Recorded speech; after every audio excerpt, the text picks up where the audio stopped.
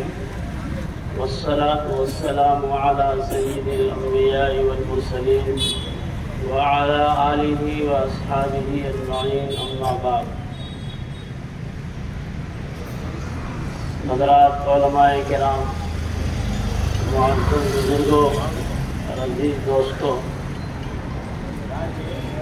آج یوم جمہوریہ یعنی 26 جنوری ہے، جسے ایک قومی اور ملی تہوار کے طور پر پورے ملک میں منایا جاتا ہے.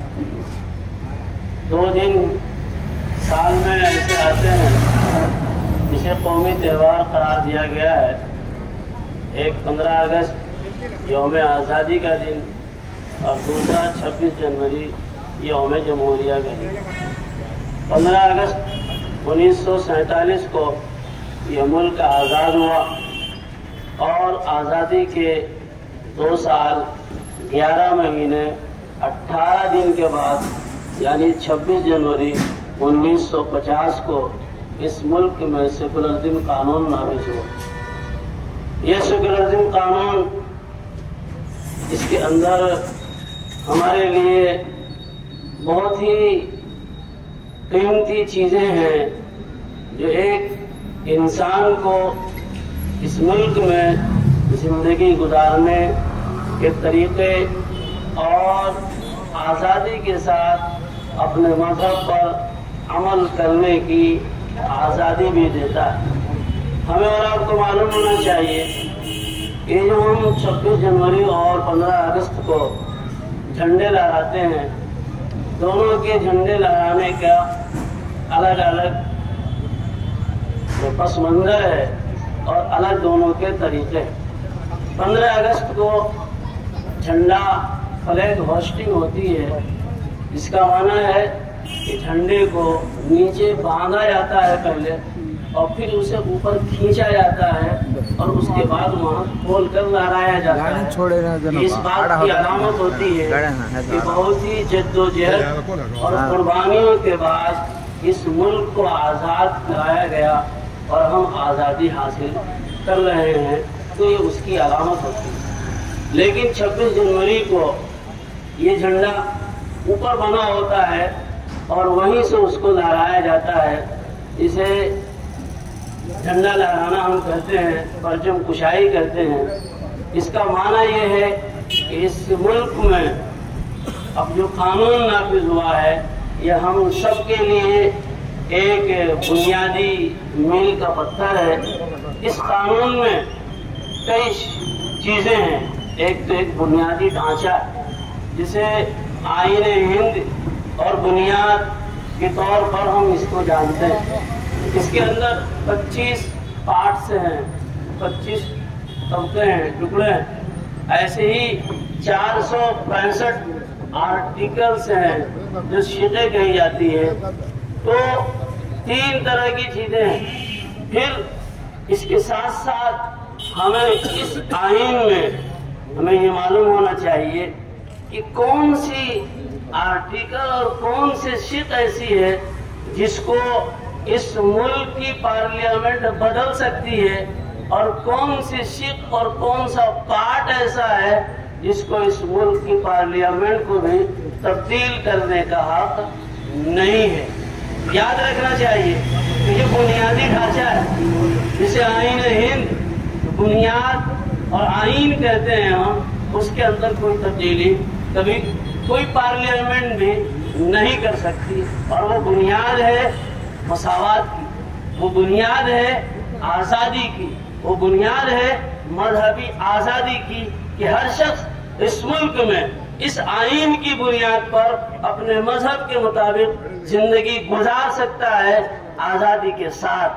آج کچھ لوگ، وہ لوگ جنہوں نے نہ ملک کو آزاد کرانے میں قربانیاں دی ہیں اور نہ کبھی اس ملک کو جمہوری بنانے میں کبھی ان کا حصہ رہا ہے، بلکہ آج تک 60-70 سال تک جو لوگ اس جھنڈے کو لہرانے یا فلیگ ہوسٹنگ کرنے سے گریز کرتے رہے ہیں، بھاگتے رہے ہیں، آج اس ملک کے قانون اور آئین کو بدلنے کی ناکام کوشش کر رہے ہیں۔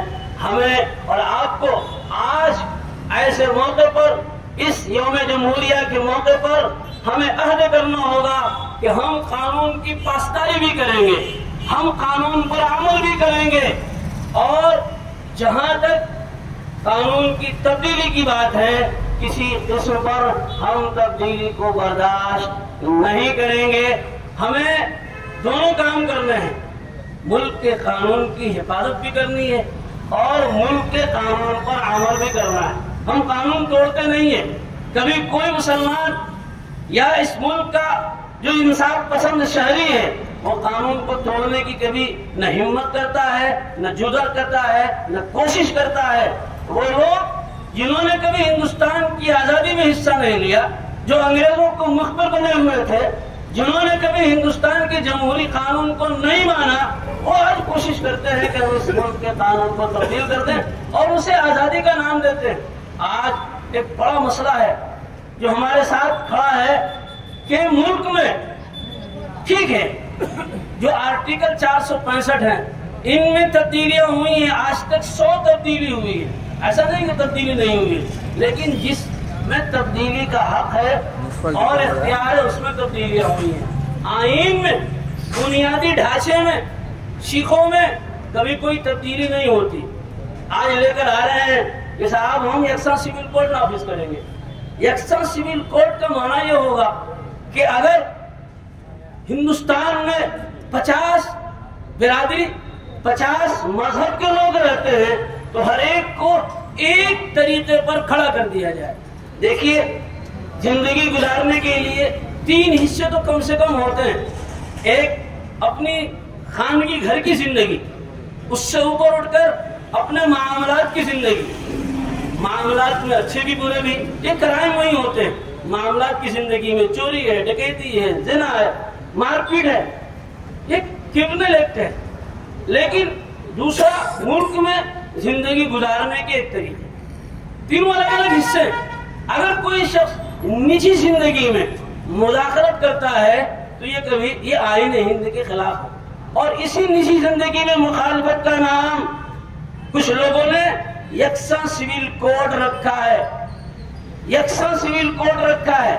ابھی اس ملک کے ایک صوبے میں یکساں سول کوڈ کے نفاذ کی بات ہوئی ہے کہ یہاں نفاذ نافذ کیا جائے گا، لیکن حالانکہ ہر مذہب کے شادی کے طریقے ویسے ہی برقرار ہیں، صرف اگر بدلا گیا ہے تو مسلمانوں کا۔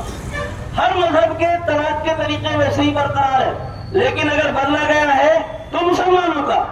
ہر مذہب کی عبادت کے طریقے برقرار ہیں، لیکن اگر مذہب بدلا گیا ہے تو مسلمانوں کا۔ اسے کیسے یکساں سول کوڈ کہیں گے؟ یکساں کیسے ہو گیا؟ برابر کیسے ہو گیا؟ یہ تو صرف ایک مذہب اور ایک ملت کے ماننے والوں کو اپنے مذہب سے دور کرنے کی بات ہوئی ہے۔ یہ یکساں سول کوڈ نہیں ہے، بلکہ جو یوم جمہوریہ ہم آج منا رہے ہیں، جو ہندوستان کی آئین میں مذہبی مساوات اور مذہبی آزادی کی چھوٹ دی گئی ہے، اس سے ہمیں روکنے کی کوشش کی گئی ہے۔ انشاءاللہ ثم انشاءاللہ جس طریقے سے یہ ہندوستان میں مسلمان ملک کی آزادی میں قربانی دی ہے، جس طریقے سے اس ملک کے قانون کو بنانے میں قربانی دی ہے، ایسے ہی اس ملک کے دستور کو بچانے میں بھی ہم سب مل کر قربانی دیں گے اور اس کی تبدیلی نہیں ہونے دیں گے۔ ہم آج اس بات کا عہد کریں، قانون کی پاسداری کریں گے، قانون کو نہیں توڑیں گے، لیکن قانون کو بدلنے کی کسی کو اجازت بھی نہیں دیں گے۔ لہذا ہمیں اور آپ کو ملک کے قانون، اس کے دستور، یوم آزادی، یوم جمہوریہ میں فرق ہمیشہ معلوم رہنا چاہیے۔ اللہ تعالیٰ سے دعا ہے کہ اللہ تعالیٰ ہمیں قانون کی حفاظت کی توفیق دے اور قانون پر چلنے کی بھی توفیق دے۔ وآخر دعوانا ان الحمد للہ رب العالمین۔